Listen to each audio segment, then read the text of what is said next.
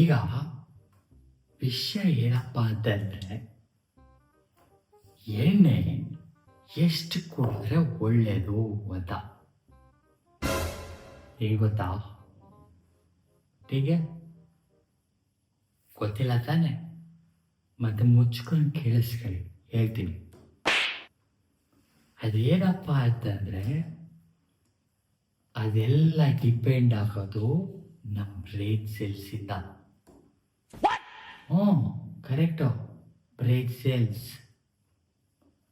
ಅದೇಂಗಪ್ಪ ಅಂತಂದರೆ, ನಾವು ಪ್ರತಿ ಪೆಗ್ ಕುಡ್ದಾಗ್ಲೂ ನಮ್ಮ ಹತ್ರ ಇರೋ 1000 ಗಟ್ಟಲೆ ಬ್ರೈನ್ ಸೆಲ್ಸ್ ಸತ್ತೋಗ್ಬಿಡುತ್ತೆ. ಇದು ಟೆನ್ಷನ್ ಮಾಡ್ಕೋಬೇಡ ಕಣೋ, ಏನು ತೊಂದರೆ ಇಲ್ಲ. ಯಾಕೆ ಹೇಳು? ನಮ್ಮ ಹತ್ರ ಲಕ್ಷ ಕೋಟಿ ಗಟ್ಟಲೆ ಬ್ರೈನ್ ಸೆಲ್ಸ್ ಇರ್ತವೆ. ಈ 1000, 2000, 5000 ಸತ್ರೆ ಏನು ಪ್ರಾಬ್ಲಮ್ ಆಗಲ್ಲ. ಸತ್ರೆ ಸಾಯ್ತ ಪಡೆದು ಅಲ್ವಾ?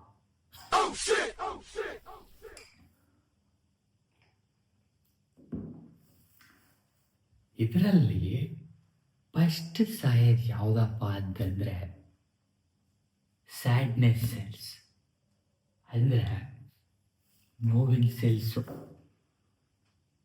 ಈ ನೋವಿನ ಸೆಲ್ಸ್ ಎಲ್ಲ ಸತ್ತೋದ್ಮೇಲೆ ನೀನೇನು ಮಾಡ್ತೀಯ ಹೇಳು?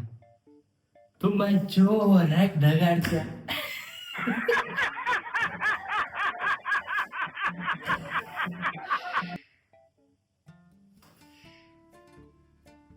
ಅದ್ರ ನೆಕ್ಸ್ಟ್ ಬರೋದೇ ಕ್ವೈಟ್ ಸೆಲ್ಸ್. ಅಂದರೆ ನಿನ್ನ ತಲೆಯಲ್ಲಿ ಯಾವಾಗಲೂ ಹೇಳ್ತಾ ಇರುತ್ತಲ್ಲ, ಜಾಸ್ತಿ ಮಾತಾಡಬೇಡ, ಸೈಲೆಂಟಾಗಿರು, ಕಿರಿಚಬೇಡ ಅಂತೆಲ್ಲ ಹೇಳ್ತಾ ಇರುತ್ತಲ್ಲ, ಆ ಸೆಲ್ಸ್ ಎಲ್ಲ ಸತ್ತೋಗ್ಬಿಡು. ಈ ಸತ್ತೋದ್ಮೇಲೆ ಏನಾಗತ್ತೆ ಹೇಳು?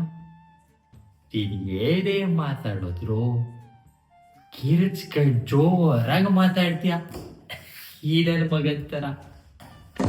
ಆದರೆ ಏನು ಟೆನ್ಷನ್ ಇಲ್ಲ. ಯಾಕೋತಾ? ಅದ್ರ ನೆಕ್ಸ್ಟ್ ಬರೋದೇ ಸ್ಟುಪಿಡ್ ಸೆಲ್ಸು.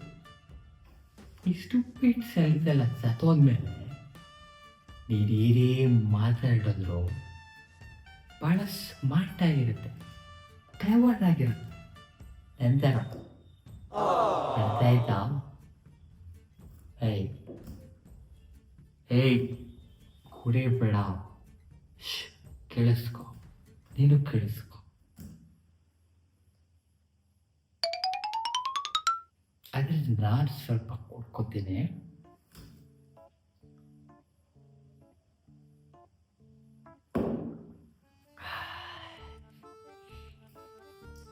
ಇದಾದ್ಮೇಲೆ ಫೈನಲ್ ಆಗಿ ಬರುತ್ತೆ ಮೆಮೊರೀಸ್. ಈ ಮೆಮೊರೀಸ್ ಎಲ್ಲ ಐತಲ್ಲ, ಬಹಳ ಕಷ್ಟ ಕಂಡ್ರಿ ಸಾಯಿಸೋದೇನ.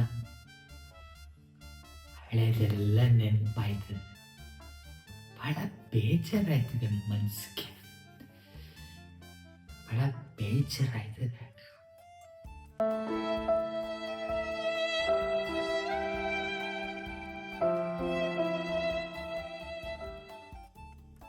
ನೀವ್ಯಾಕ್ರೋ ಬೇಜಾರಾಗಿದ್ದೀರಾ? ಕಮಾನ್ ಚಿಲ್, ಬೇಜಾರು ಮಾಡ್ಕೊಬಾರ್ದು. ಅದಕ್ಕೂ ಒಂದು ಐಡಿಯಾ ಐತೆ ನನ್ನ ಹತ್ರ. ಏನು ಗೊತ್ತಾ? ನಂಗೇನಾದ್ರೂ ಈ ಥರ ಬೇಜಾರು ಹಾಕ್ಬಿಟ್ರೆ ಏನು ಮಾಡ್ತೀನಿ ಹೇಳು? ಸೀದಾ ಹಿಂಗೆ ಬಾಟ್ಲಿ ತಗೊಂಡ್ಬಿಡ್ತೀನಿ, ಮುಚ್ಚಿನ ತೆಗೆದು ಕೊಡ್ತೀನಿ. ಕೆಟ ಕೆಟ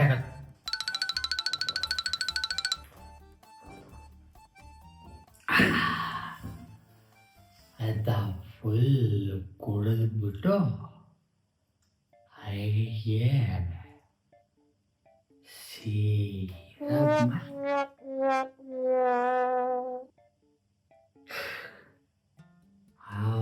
ಏನು ನೆನಪಾಗಲ್ಲ, ಬೇಜಾರು ಆಗಲ್ಲ.